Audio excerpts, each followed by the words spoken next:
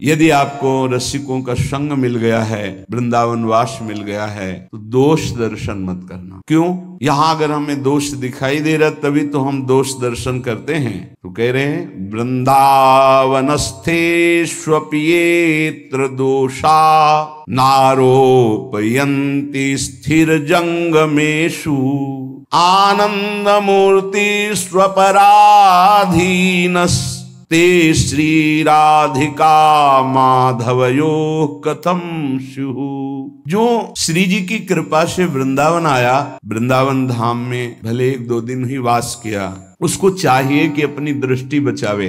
या जो अखंड वृंदावन वास कर रहा है, किसी भी प्राणी में दोष दर्शन यहां मत करना, क्योंकि सब राधा कृपा कटाक्ष से पूरित हैं। ये अभी उनमें दोष दिखाई दे रहा है, लेकिन वो दोषी नहीं होंगे, वो प्रियालाल को प्राप्त होंगे। आप ये विचार कीजिए कि प्रियालाल की कृपा से इनको वृंदावन वास मिला है, इनकी किसी साधना से नहीं मिला है। तो हो सकता है इनमें कोई असाधन हो, इनमें कोई त्रुटि हो, इनका स्वभाव कुछ बिगड़ रहा हो, पर महारानी जी ने पास कर दिया, इन्हें अपने महल में रख दिया है, तो हम इन्हें प्रणाम करते हैं। हम इनके दोष दर्शन नहीं करेंगे। बोले यदि दोष दर्शन किया तो बोले दोष दर्शन यदि किया वृंदावन वासियों के प्रति, वैष्णवों के प्रति, तो राधा माधव कभी आप पर प्रसन्न नहीं हो सकते। फिर जीवन का लाभ क्या रहा? श्री राधिका माधवयो कथम स्युः। वो आपसे कैसे प्रसन्न हो सकते हैं? उनके द्वारा स्वीकार किए हुए नीच जनों पर आप दोष दर्शन करें। नहीं, दोषी हैं तो कहते रहे कि हो सकता है उसमें दोष हो, पर वो रहेगा नहीं,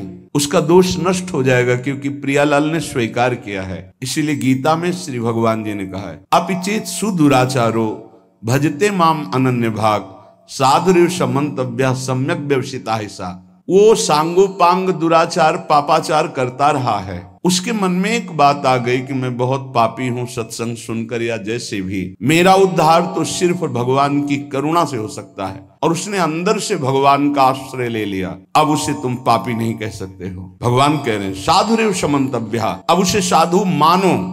साधु को साधु मानने के लिए कभी आज्ञा नहीं दी गई। वो साधु नहीं है, वो पाप आचरण करने वाला पापी रहा है, दुराचारी रहा है, पर उसने भगवान का आश्रय ले लिया है।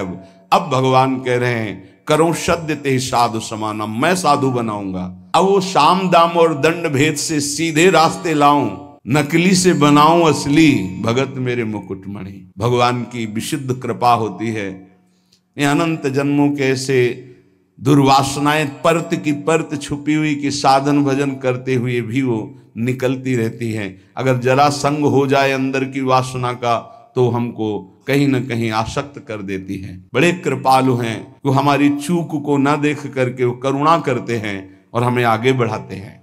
श्रीपाद कह रहे हैं यदि आप ऐसा करेंगे तो राधा माधव आप पर कभी प्रसन्न नहीं होंगे। दोष दर्शन की